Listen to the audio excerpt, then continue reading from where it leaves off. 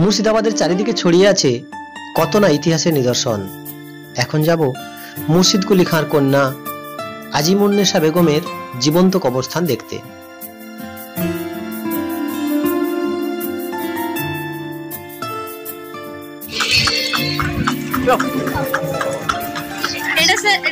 এটা নসিপুর রাজবাড়ি, মির্জাফরের বাড়ি। ও, এখানে সিরাজউদ্দৌলাকে মারা হয়েছিল। এই জায়গাটার আগের নাম ছিলেন গুলবাগ। সিরাজের মৃত্যুর পর নাম দেওয়া হয়েছিলেন দেহুরি। নির্মমভাবে হত্যা করা হয়েছিল সিরাজউদ্দৌলাকে। মির্জাফরের পুত্র মিরনের নির্দেশে মোহাম্মদী বেগ তাকে নির্মমভাবে হত্যা করেছিল এই কুটিতেই। মুর্শিদ কুলি খাঁর মেয়েকে কবর দেওয়া হয়েছিল। এটা একটা ঐতিহাসিক স্থান।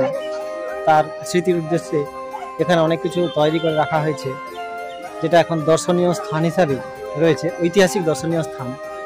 তবে এখন দেখছি এখানে ইতিহাস নিয়ে কেউ ভাবছেন না, এখানে শুধু সেলফি চলছে।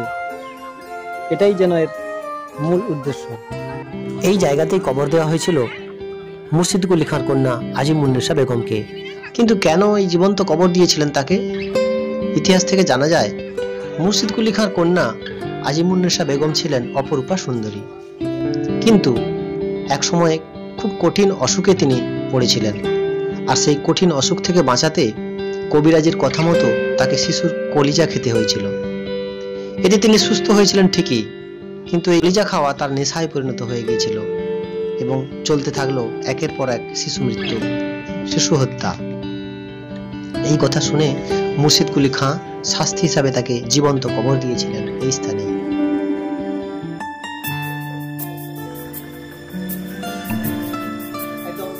পার্টিকুলার এই জায়গাতেই কবর দেওয়া হয়েছিল, আর তার উপর তৈরি করা হয়েছে এরকম একটা কংক্রিটের একটা দেওয়াল।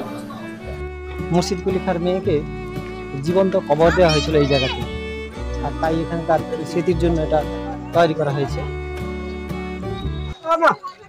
কবরস্থান এখন সেলফি নেওয়ার জায়গা। তার ইতিহাস নিয়ে কেউ দেখছেও না, ভাবছেও না, আর জানার চেষ্টাও করছে না।